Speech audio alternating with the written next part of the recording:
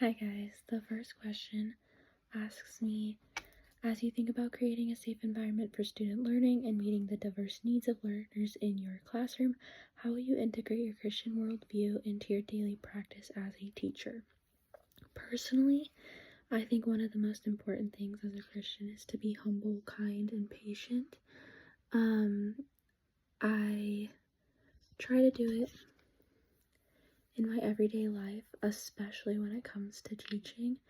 I think it is so easy in a job like teaching, especially in the elementary setting, to become overwhelmed with the amount of things going on around you, and to just get overwhelmed and frustrated, and show that frustration, whether it's because you're not being patient or because you want them to listen or whatever it may be.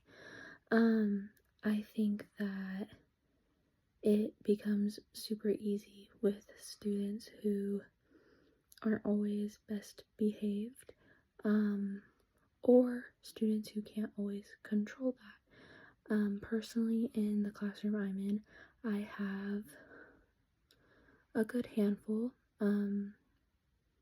a little over 5 students with ADHD, and a couple who are in the process of being diagnosed.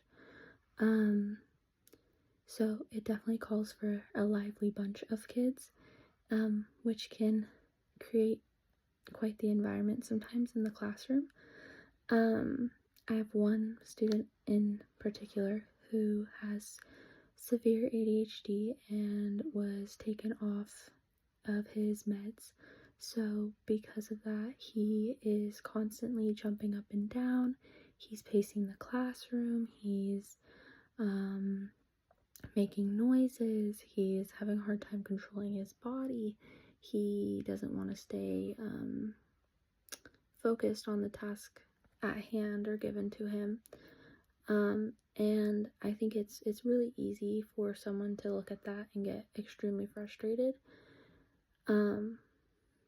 And I took a step back, and instead of reprimanding him or disciplining him for those things, we figured out a behavior plan that worked best for him, and he actually really thrives on it, and came up with solutions. I think when I say being humble in terms of the classroom, it doesn't always necessarily mean it in a way most people may perceive. I think that you can be humble by realizing that as much as you want your kids and your students to respect you, you also need to be able to sit back and respect them. The only way to get respect is to earn it, and as much as we want them to show their respect for us, we also need to earn their respect, and vice versa. They need to earn our respect just as much, and I think it's important to remember that and look at our students as people and not someone below us. The second question says a time where I applied those Christian worldviews. Again, I think with that one student, instead of disciplining him, I sat back. We came up with a behavior plan that works best for him. I came up with a lot of accommodations for him. His seating specifically is in a point in the room where he can get up and move around and not disrupt other students. He has a checklist that he gets to check off, and when he gets all those checked off, he can get a tally. When he gets to a certain amount of tallies, he gets a reward that he is interested in and wants to earn. Of course, there's things that aren't always going to be rewarded, that do still need to be expectations, and I think that when you build that respect and you're humble enough to earn respect of them and also build that respect back, I think that it can be done in a way where they want to make you proud. They want to work hard. They enjoy being in your presence and listening to you teach. And obviously, there's not always things that they can control, and they are still going to be moving and distracted. But that patience and that respect, I think, goes a long way. The last question says to share an event or situation during student teaching that was most profound for me. And honestly, I feel like every day I'm coming home with some kind of story that was just, whether good or bad, something that it really stuck with me. And I had a hard time thinking of just one to share. But I do think one that will forever stick out to me would be my English learner student. She began the school year recently moving to America from China with no English.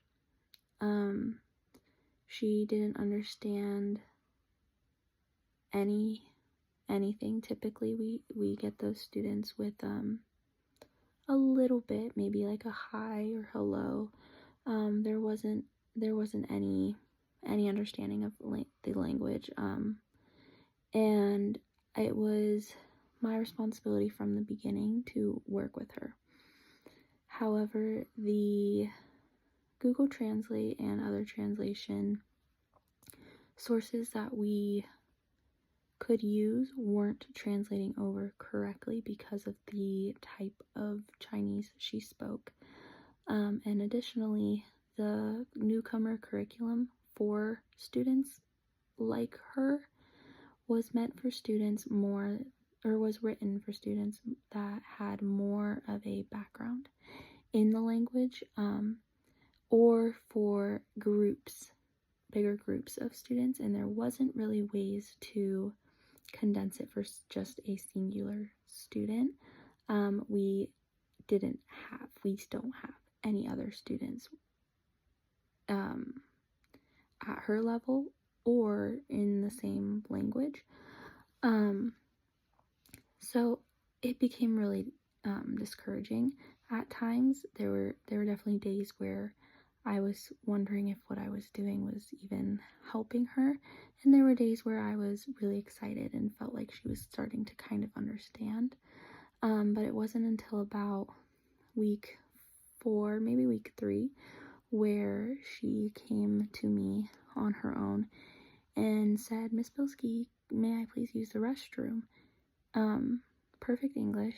And I looked at her and I was so excited, and she was so excited to even be asking me.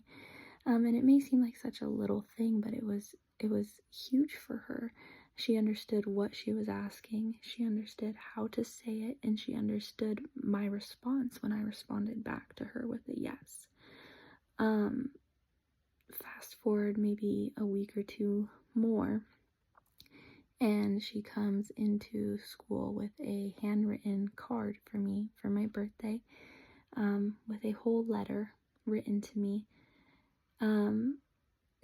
Not translated. It was things we've worked on saying, and it was just all written in English, and it was just so amazing to see that hard work that she'd been working for really paid off, and that I was able to help her with that. I'll be honest, I was a little overwhelmed when I first was given that responsibility on that first day. Not necessarily because of the workload of it, but more so because I just didn't know how to fully help her. Now she is understanding a lot more. There's still definitely the barrier, but she has friends, and she's talking with her friends, and she's able to engage in certain conversations, and she can raise her hand, and she can write beautifully. So I think that that's definitely something that has stuck with me. Happy week 8. Congrats to everyone, and I hope you guys have a good next semester.